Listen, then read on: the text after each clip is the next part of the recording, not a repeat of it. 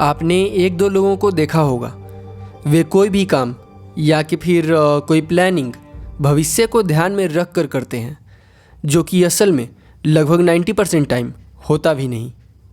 इसको जरा एक एग्जाम्पल से समझिए। देखिए, अगर आप एक मिडिल क्लास घर से आते हैं तो आपने इस चीज़ को कई बार नोटिस किया होगा कि जो कि आपके घर की प्रधानमंत्री होती हैं, वे हमेशा अपने बच्चों की पहनने की चाहे कोई भी चीज़ हो एक साइज बड़ी ही लेती हैं। अब सवाल ये आता है कि ऐसा क्यों? ऐसा इसलिए क्योंकि उनको लगता है बच्चा हर दूसरे दिन तार बन रहा है।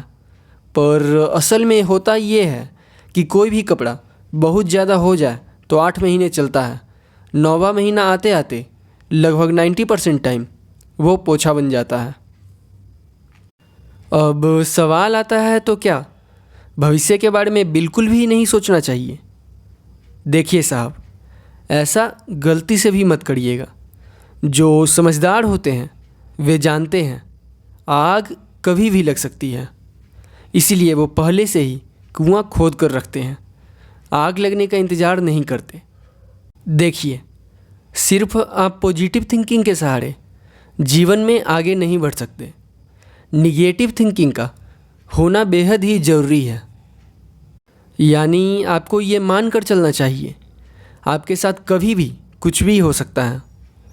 दूसरी चीज़, आप ये भी समझिए कि कोई भी चीज़ एकाएक तो बिल्कुल भी नहीं होती। इसको ज़रा ऐसे समझिए। देखिए, अगर आपका कभी संबंध विच्छेदन हुआ होगा तो इस लाइन को पढ़कर आपने अभी तक भूतकाल की यात्रा कर ली होगी और आपको समझ आ गया होगा कि उसने एकाएक संबंध विच्छेद नहीं किया। पहले तो वो जो आपसे हर रोज़ 4-4 घंटे बातें किया करती थी, अब 2 घंटे पर आ गई। उसके बाद 1 घंटा और फिर आधा घंटा, फिर 10 मिनट, अब हर 2 दिन पर। फिर आखिरी में उसने आपसे कह दिया कि यार देखो, मुझे अब टाइम नहीं मिल पा रहा, मुझे अपनी करियर पर फोकस करना है और अपने माँ बाप का नाम रोशन करना है, तुम कोई और ढूंढ लो। और यहीं पर आपका संबंध विच्छेदन का प्रोसेस पूरा हुआ। अब सवाल ये आता है कि इतना तामझाम करने की ज़रूरत ही क्या है? हम डायरेक्टली ही सामने वाले को बोल देते हैं हमारा साथ यहीं तक था। नहीं बोल सकते। क्यों नहीं बोल सकते? देखिए, सब कुछ एक प्रोसेस से होता है।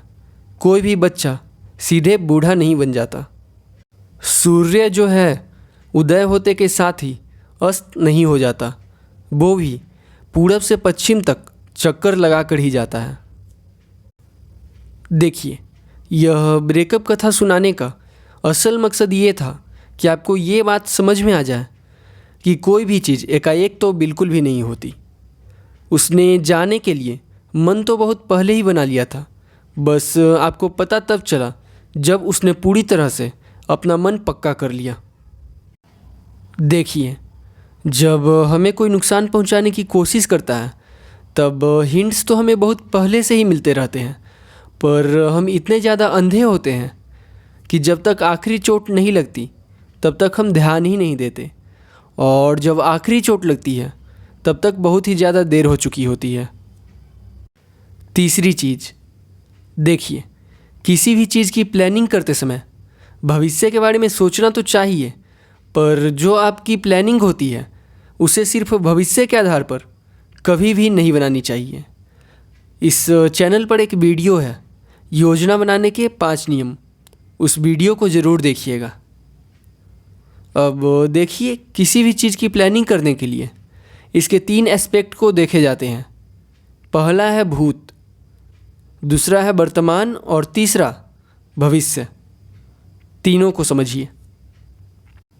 देखिए, जो बीता हुआ कल होता है वो आपके गलतियों और आपने जितनी भी बेवकूफ़ियाँ करी होती है उन सभी का हिस्ट्री बुक होता है, जिससे सीख लेकर और अपनी गलतियों को सुधार कर हम जीवन में आगे बढ़ते हैं और उसी के अनुसार अपनी प्लानिंग करते हैं। आपने देखा होगा, जब आपने पहली बार बाइक चलाया था तब गाड़ी बार बार बंद हो जाती थी। ऐसा क्यों होता था? ऐसा इसलिए होता था क्योंकि आप ये नहीं समझ पाते थे कि कितनी एक्सीलेटर पर कितना क्लच छोड़ना है। पर आज आप केवल इतना सोचते हैं कि आपको जाना कहाँ है और बाकी का सारा काम आपका शरीर ऑटोमेटिक कर देता है। अब जरा सा भविष्य को समझिए। देखिए, भविष्य जो है एक छलावा है और कई सारे जो लोग होते हैं इसके जाल में फंस जाते हैं और अपना बहुत सारा नुकसान करवा बैठते हैं। देखिए साहब, दूरदर्शिता और मूर्खता में अंतर है। कुछ लोग अपने आप को दूरदर्शी समझते हैं जबकि असल में वे एक मूर्ख के अलावा कुछ भी नहीं होते।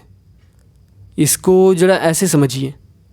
देखिए, जो दूरदर्शी लोग होते हैं वे वर्तमान में जीते हैं और उसी के हिसाब से वे ये अंदाज़ा लगाते हैं कि अभी जो परिस्थितियाँ चल रही हैं उसके हिसाब से आने वाला समय कैसा होगा और उसी के हिसाब से वे प्लानिंग करते हैं। पर जो मूर्ख होते हैं वे बिना किसी आधार के अनुमान लगाते हैं कि भविष्य में ये हो सकता है या कि फिर वो हो सकता है, जिसकी वजह से सारे रिसोर्सेज होते हुए भी उनकी प्लानिंग पर पानी फिर जाता है। देखिए साहब, आपको किसी भी प्लानिंग को करते समय भविष्य को ध्यान में रखना चाहिए और पहले क्या समय चल रहा था, अभी क्या समय चल रहा है, अभी के अनुसार आने वाले समय में किस तरह की परिस्थितियाँ होंगी, उसी के अनुसार प्लानिंग करी जाती है। यानी पास्ट, प्रेजेंट और फ्यूचर तीनों को प्लानिंग करते समय ध्यान में रखा जाता है। इसका पहला पार्ट, प्लानिंग करने के 5 नियम, ज़रूर देखें। अब एक मूवी है, आपने सुना होगा, जिसमें एक कोट है, yesterday is a history, tomorrow is a mystery, but today is a gift. देखिए, अभी तक मैंने आपको बताया कि किसी भी काम की प्लानिंग करने का सही तरीका क्या है। अब मैं आपको बताऊंगा कि किसी प्लानिंग के लिए डिसीजन किस तरह से लिया जाता है। देखिए साहब, आप कहीं पर भी चले जाइए, आपको कभी ना कभी कोई ना कोई डिसीजन लेना ही पड़ेगा और सही डिसीजन लेना पड़ेगा, क्योंकि आपका आज का डिसीजन ही है जो आपके आने वाले कल को बनाएगा या कि फिर बर्बाद करके रख देगा। अब सवाल ये आता है कि डिसीजन लेने की स्थिति आती कैसे है। देखिए साहब, इसको जरा ऐसे समझिए। कभी कभार होता ऐसा है कि एक ही सेगमेंट में हमारे पास 2 चॉइसेज होती हैं और हमें किसी एक को चुनना होता है और उसी चुनने की प्रोसेस को डिसीजन लेना कहते हैं। अब इस प्रोसेस को करते कैसे हैं, ज़रा इसे समझिए। देखिए, जब कभी किसी ऐसी सिचुएशन में आप फंसें तो सबसे पहले आप करें ये कि आपके पास जो ऑप्शंस हैं उन सभी का स्वॉट एनालिसिस कीजिए। अब स्वॉट एनालिसिस किस तरह से किया जाता है, ज़रा इसको समझिए। सबसे पहले तो आपको कुछ इस तरह से लाइन खींच लेनी है।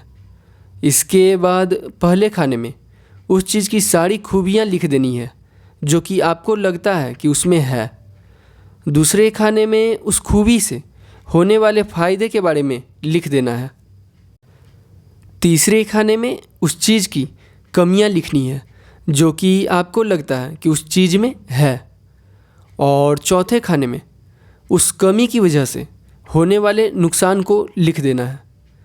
अब इतना सब कुछ कर लेने के बाद आपको किसी ऐसे व्यक्ति से मिलना चाहिए जिसमें उस चीज़ से रिलेटेड नॉलेज भी हो, क्वालिटी भी हो, एक्सपीरियंस भी हो और हमारा भला भी चाहता हो, और उससे इस एनालिसिस को कंफर्म करवाइए कि जो बात आपको समझ में आई है वो सही भी है या नहीं। पर ऐसा भी हो सकता है कि आपको उस चीज़ से रिलेटेड कोई आदमी मिले ही नहीं, तो उस सिचुएशन में आप गूगल की मदद लीजिए।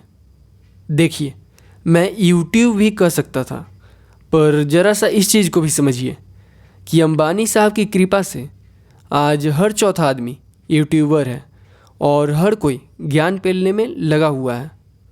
इस वजह से आपको यह नहीं समझ आएगा कि कौन एक्सपर्ट है और कौन अंगूठा छाप। दूसरी चीज़ ये भी है कि हर आदमी में हर चीज़ के प्रति राय और विचार अलग अलग होते हैं, जिसकी वजह से किसी चीज़ से रिलेटेड जानकारी देते समय वे अपने विचार भी व्यक्त करने लगते हैं। आपको ये वाला नहीं वो वाला लेना चाहिए था, आपको ऐसे नहीं वैसे करना चाहिए था, वगैरह वगैरह। वे उस चीज़ों की कमियां भी कुछ इस तरह से बताएंगे जो कि आपको खूबी नज़र आने लगेगी। इस तरह से आप और भी असमंजस में फंस जाएंगे और निर्णय लेने में आपको दिक्कत होगी और आप खुद का ही नुकसान करा बैठेंगे। देखिए साहब, सामने वाला कभी भी आपके हिसाब से नहीं सोचता, ना तो उसे आपके उद्देश्य के बारे में पता होता है और ना ही आपकी परिस्थितियों को जानता है। इसीलिए आप उस चीज़ से रिलेटेड किसी एक्सपर्ट से सलाह तो लो, पर करो वही जो कि आपको लगता है कि सही है। अब ज़रा सा इसको भी समझिए। देखिए, इस दुनिया में कोई भी चीज़ परफेक्ट नहीं होती है और लगभग नहीं हो सकती। मैंने लगभग इसलिए बोला क्योंकि असंभव लगभग कुछ भी नहीं। अब एक दो चीज़ें अपने करवे अनुभव से भी बता देता हूँ। देखिए, मेरे गुरुदेव साहब का कहना है, दिमाग के सुकून से ज़्यादा कीमती कुछ भी नहीं। और मैं अपने गुरुदेव साहब के बारे में इतना ही कहूँगा कि जितना मैंने आटा खाया है उससे कहीं ज़्यादा वे नमक ही खा चुके हैं। अब ज़रा सा एक बात और बता देता हूँ। देखिए, आप किसी को भी अपना गुरु मत बना लीजिए। गुरु हमेशा ज्ञानी व्यक्ति को ही बनाना चाहिए। अब सवाल ये आता है कि हमें कैसे पता चलेगा कि सामने वाला ज्ञानी है या कि फिर हमें चूड़न दे रहा है। देखिए साहब, ज्ञानी व्यक्ति के कुल 3 पैरामीटर्स होते हैं: ज्ञान, अनुभव और पैसा। आपके पास ज्ञान है पर पैसा नहीं है। बताइए आप कैसे ज्ञानी हुए? भाई, अगर आप ज्ञानी हैं तो सबसे पहले उस ज्ञान से अपने आप को फ़ायदा पहुंचाइए, फिर दूसरों के भलाई के बारे में सोचिएगा। अब अगर मैं अपने गुरुदेव साहब की बात करूं तो वे ज्ञान में मुझसे बहुत बहुत बहुत ज़्यादा हैं। अगर अनुभव की बात करूं तो अनुभव में भी मुझसे बहुत बहुत बहुत ज़्यादा हैं। और अगर पैसे की बात करूं तो वे पैसे में भी मुझसे बहुत बहुत बहुत बहुत ज़्यादा हैं। वापस टॉपिक पर आते हैं। देखिए, आप कभी भी अगर किसी 2 चॉइसेस के बीच में फंसते हैं तो भले ही उस चीज़ में 1-2 खासियत कम हो, चुनना उसी को चाहिए जो आपको सुकून दे। इस चीज़ को ज़रा अच्छे से समझिए। देखिए, कई बार ऐसा होता है कि हमें पसंद वो चीज़ आ जाती है जिसमें 1-2 खूबी कम होती है, पर हमारा जो दिमाग होता है वो कहता है कि हमें वो लेनी चाहिए जिसमें ज़्यादा खूबी है। पर ज़रा सा इस चीज़ को भी समझिए कि पिंजरा भले ही सोने का हो, चिड़िया को भले ही दिन में 4 बार खाना मिल जाता हो, पर वो ज़्यादा खुश पिंजरे के बाहर ही रहेगी, भले ही एक टाइम का खाना कम खाए। और ठीक इसी तरह से हमें वही चीज़ चुननी चाहिए जो हमारे दिमाग के सुकून को बनाए रखे, भले ही उस चीज़ में 1-2 कमी हो।